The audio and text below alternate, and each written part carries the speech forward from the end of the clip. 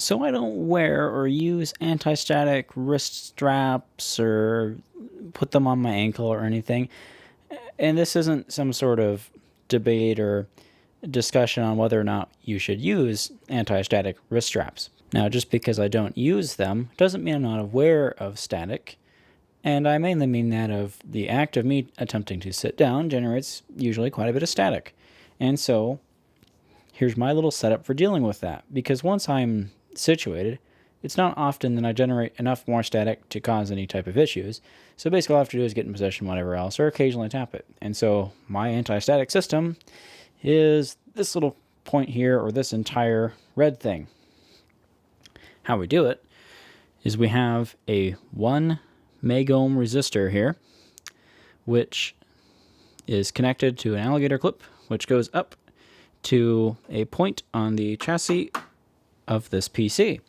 Because in most situations, and definitely in this one, PC cases are tied directly to mains ground. So all I have to do is have this unit plugged in, and I'm guaranteed that that is grounded. And if it's not, well, we have serious other problems. And so one tip is, why don't I have the resistor hanging here so I can just put the alligator lead directly onto the red bin here? Well, that's because I don't want to have my bin directly shorted to ground. So that way, if I'm dealing with something and something goes wrong and I happen to hit that, I don't want it to go directly to ground. I want it to use the resistor and limit the current that flows through, or at least burn it out like a fuse. So that's just a little safety wear thing. And the 1 megohm is usually what's in anti-static wrist straps, but you can kind of use the system of, well, it still hurts to touch this, let's increase the resistance. So 1 meg, I would say, is the absolute lowest that you should start with, and that seems to work really well.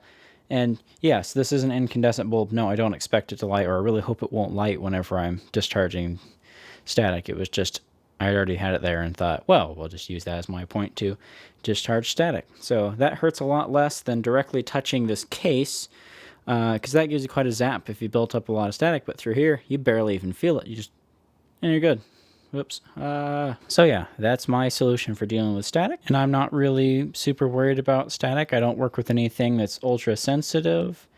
And even if I do, I take my own risks with things. I'm not too worried about it right now. I'm only working on projects of mine or teardowns that if I blow a chip, I can easily replace and it will not bother me. I'm kind of interested to know if anyone finds this like a useful thought or whatever.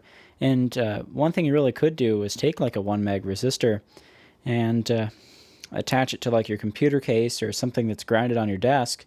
And so when you go to use the computer, you can touch that first to safely discharge the static, because many people have seen a lot of computers and stuff freak out just as a safety precaution, shut themselves off when a large amount of electricity is discharged through them or something, or some other component freaks. It's hard to trace, but some people have been able to restart their computers by touching their mouse with a lot of static, or with their keyboard, or so on. And I've actually restarted my machine simply touching the case to discharge static. So that kind of proves there that you can have a lot build up. So there you go. There's my method of dealing with static. Hope you like it.